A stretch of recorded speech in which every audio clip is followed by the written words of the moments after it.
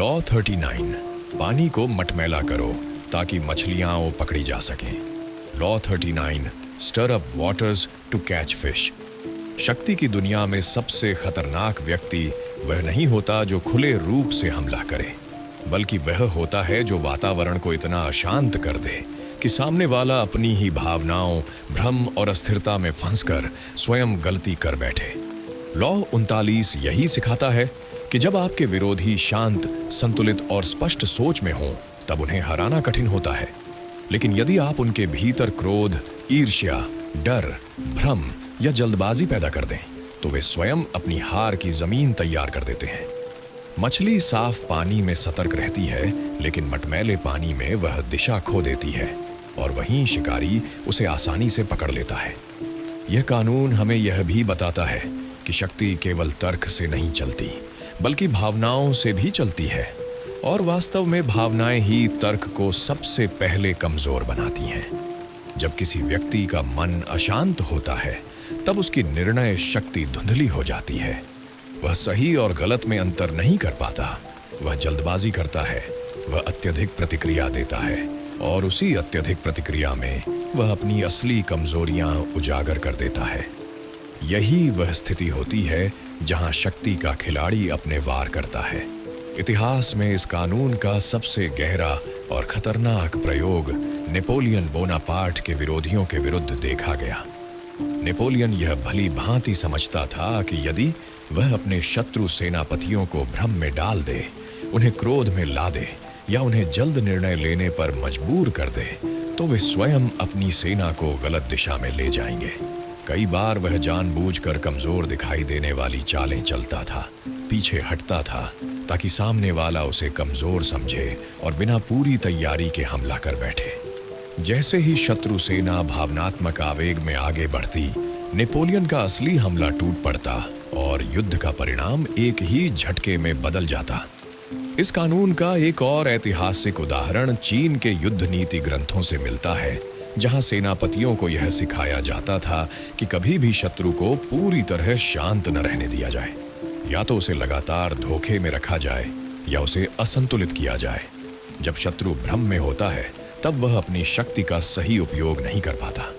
यही कारण है कि प्राचीन युद्धों में अफवाहें, नकली हमले, झूठे संकेत और अचानक पीछे हटने जैसी रणनीतियां अत्यंत प्रभावशाली मानी जाती थीं।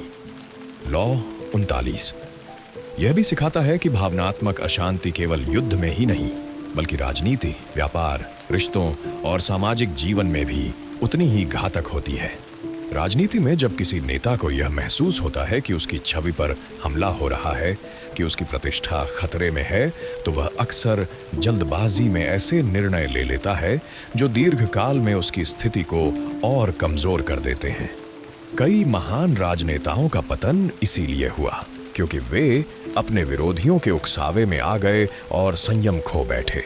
इस कानून का एक अत्यंत प्रसिद्ध ऐतिहासिक उदाहरण फ्रांस की राजनीति से जुड़ा है, जहां दरबार में कई बार विरोधियों को जानबूझकर अपमानित किया जाता था।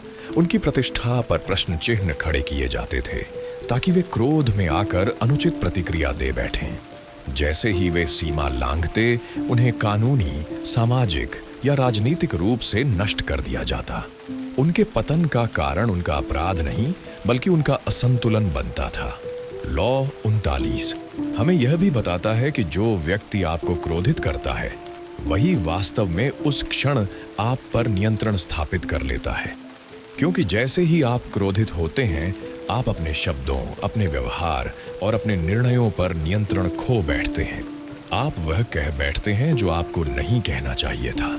आप वह कर बैठते हैं जो आपको नहीं करना चाहिए था। और यही एक क्षणिक भूल आपके वर्षों के निर्माण को नष्ट कर सकती है। इस नियम का एक सूक्ष्म पहलू यह भी है कि आपको हमेशा स्वयं शांत रहना चाहिए, चाहे सामने वाला कितना ही क्रोधित क्यों ना हो जाए। क्योंकि जैसे ही आप भी उसी स्तर की भावनात्मक प्रतिक्रिया देने लगते हैं, आप भी उसी मटमैले पानी का हिस्सा बन जाते हैं। शक्ति उसी के पास रहती है जो स्वयं को शांत रखता है और दूसरे को अशांत करता है। लॉ 39 यह भी सिखाता है कि अक्सर लोग यह सोचते हैं कि जो व्यक्ति बहुत भावुक है वही सच्चा है, और जो शांत है वह ठंडा या निर्दयी है। लेकिन शक्ति की दुनिया में भावुक व्यक्ति ही सबसे अधिक असुरक्षित होता है, क्योंकि उसकी भावनाएं उसका नियंत्रण छीन लेती हैं। शांत व्यक्ति वही होता है जो भीतर से स्थिति को पढ़ रहा होता है और सही क्षण की प्रतीक्षा कर रहा होता है। इस कानून का मनोवैज्ञानिक आधार यह है कि मनुष्य जब शांत होता है तब वह अपने अहंकार को नियंत्रित कर सकता है, लेकिन जब वह उत्तेजित होता है तब उसका अहंकार सबसे पहले प्रकट होता है। वह स्वयं को सही साबित करने के लिए वह सब कुछ कर बैठता है जो उसे ही नुकसान पहुंचाता है। जो शक्ति का विद्यार्थी है वह कभी भी दूसरे के अहंकार को शांत नहीं करता, बल्कि उसे धीरे धीरे भड़काता है। लॉ 39 हमें यह भी सिखाता है कि विवाद को बढ़ाना हमेशा नुकसानदायक नहीं होता। यदि आप जानते हैं कि आप विवाद के भीतर भी नियंत्रण में रह सकते हैं, तो आप उस विवाद को सामने वाले के लिए जाल में बदल सकते हैं। लेकिन यदि आप भी उसी विवाद में बह जाएं, तो आप भी उसी जाल में फंस जाते हैं। लॉ 39 यह भी सिखाता है कि भ्रम केवल शोर से नहीं, बल्कि विरोधाभास से भी पैदा होता है। जब आप सामने वाले को एक समय पर दो विपरीत संकेत देते हैं, तो उसका मन असमंजस में फंस जाता है। वह यह तय नहीं कर पाता कि आपका असली इरादा क्या है। यही असमंजस धीरे धीरे उसकी रणनीतिक सोच को कमजोर कर देता है। वह या तो बहुत जल्दी निर्णय ले लेता है या बहुत देर कर देता है, और दोनों ही स्थितियां उसके लिए घातक सिद्ध होती हैं। शक्ति का खिलाड़ी इसी क्षण को पहचानता है और वहीं वार करता है। इतिहास में कई राज दरबारों में यह रणनीति अंदरूनी राजनीति का मूल हथियार रही है।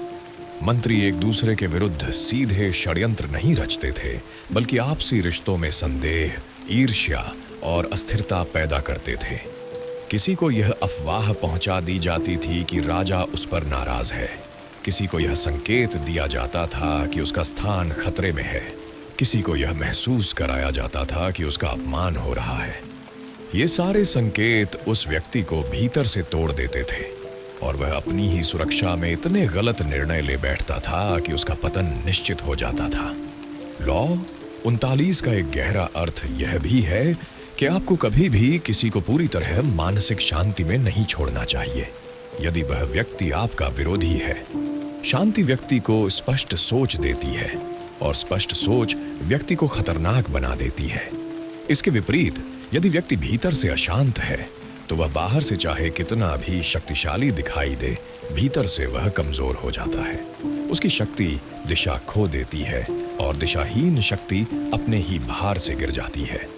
इस कानून का एक महत्वपूर्ण उपयोग यह भी है कि कभी-कभी आपको स्वयं को कमजोर दिखाना चाहिए, ताकि सामने वाला अति आत्मविश्वासी हो जाए।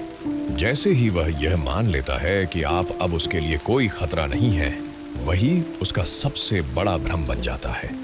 अति आत्मविश्वास व्यक्ति को अंधा कर देता है। वह अपनी सीमाएं भूल जाता है। वह जोखिम को हल्के में लेने लगता है और इसी अंधेपन में वह उस जाल में कदम रख देता है जिसे उसने देखा ही नहीं। लॉ 39 यह भी सिखाता है कि यदि आप किसी को सीधे नुकसान नहीं पहुंचा सकते, तो आप उसके चारों ओर ऐसा वातावरण बना सकते हैं जो उसे भीतर से कमजोर कर दे। यह वातावरण तनाव, दबाव, भ्रम, असुरक्षा और भय से बनता है। जैसे जैसे यह वातावरण गहराता है, व्यक्ति स्वयं अपने संतुलन से गिरने लगता है। वह अपने शब्दों से, अपने कर्मों से, अपने निर्णयों से स्वयं को नुकसान पहुंचाने लगता है। यह कानून यह भी स्पष्ट करता है कि शक्ति का खिलाड़ी कभी सीधे क्रोध का प्रदर्शन नहीं करता। वह कभी उग्र प्रतिक्रिया नहीं देता। वह केवल सामने वाले को उग्र अवस्था में लाने का कार्य करता है, क्योंकि जो व्यक्ति नियंत्रित रहता है वही वास्तव में युद्ध जीतता है। जो क्रोधित होता है वह केवल लड़ता है, लेकिन जो शांत रहता है वही परिणाम तय करता है। लॉ 39 का सबसे खतरनाक पक्ष यह है कि इसमें हिंसा की आवश्यकता नहीं होती। इसमें शस्त्र नहीं उठाए जाते, इसमें केवल मन को हिलाया जाता है, और मन के हिलते ही शरीर, प्रतिष्ठा, रणनीति और शक्ति सब कुछ डगमगाने लगता है। यह कानून उन लोगों के लिए सबसे अधिक प्रभावी है जो सत्ता में बैठे हैं, क्योंकि सत्ता में बैठे व्यक्ति का एक गलत निर्णय हजारों लोगों की दिशा बदल सकता है। यह कानून यह भी सिखाता है कि जब आप स्वयं अस्थिर हों, तब कोई भी बड़ा निर्णय नहीं लेना चाहिए, क्योंकि यह वही स्थिति होती है जहां कोई दूसरा आपकी भावनाओं को हथियार बनाकर आपको अपनी ही चाल में उलझा देता है। शक्ति के विद्यार्थी को यह पहचान करनी होती है कि कब उसका मन शांत है और कब अशांत, क्योंकि अशांत मन स्वयं का सबसे बड़ा शत्रु बन जाता है। लॉ 39 का अंतिम और सबसे गहरा संदेश यही है कि युद्ध बाहर नहीं, भीतर जीता जाता है। जो व्यक्ति दूसरों के भीतर तूफान खड़ा कर सकता है, वही वास्तव में परिस्थितियों का स्वामी बन जाता है, और जो व्यक्ति स्वयं के भीतर के तूफान को शांत रख सकता है, वही उस खेल में सबसे ऊपर टिकता है। मटमैले पानी में मछलियां पकड़ी जाती हैं, लेकिन मछुआरा स्वयं पानी में नहीं कूदता। यही लॉ 39 की असली शक्ति है।